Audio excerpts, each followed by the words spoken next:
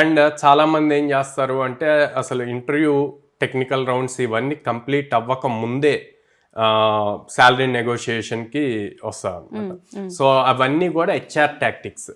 So అట్లాంటి tactics జరగకుండా ముందే వీళ్ళు అంటే ప్రిపేర్డ్గా ఉండాలి. ఆ ప్రిపేర్డ్గా ఉన్నప్పుడు ఏమవుతుందంటే ఆ రౌండ్స్ అవుతూ ఉంటే వీళ్ళకి ఒక క్లారిటీ వస్తూ ఉంటుంది.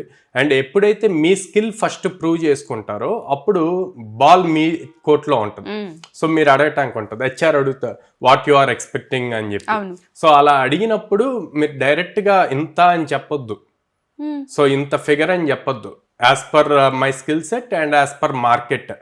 సో ఎంత ఉంది కమ్యూనికేషన్ అలా ఉండాలి. అండ్ హెచ్ఆర్ ఇంకో పాయింట్ అడుగుతా, what is ever current CTC అని అడుగుతా. ఆ కరెంట్ సిటీసీ కూడా మాక్సిమం చెప్పకుండా డ్రాగ్ చేయాలి. ఎందుకంటే కరెంట్ సిటీసీ చెప్పారు అంటే గనక దాని మీద నెగోషియేషన్ చేస్తారు. కరెంట్ సిటీసీ మీద నెగోషియేషన్ జరగకుండా మార్కెట్ బేస్ చేసుకొని మీకున్న స్కిల్ సెట్ ని హైలైట్ చేస్తే గనక మీకు బెస్ట్ ప్యాకేజ్ వస్తుంది.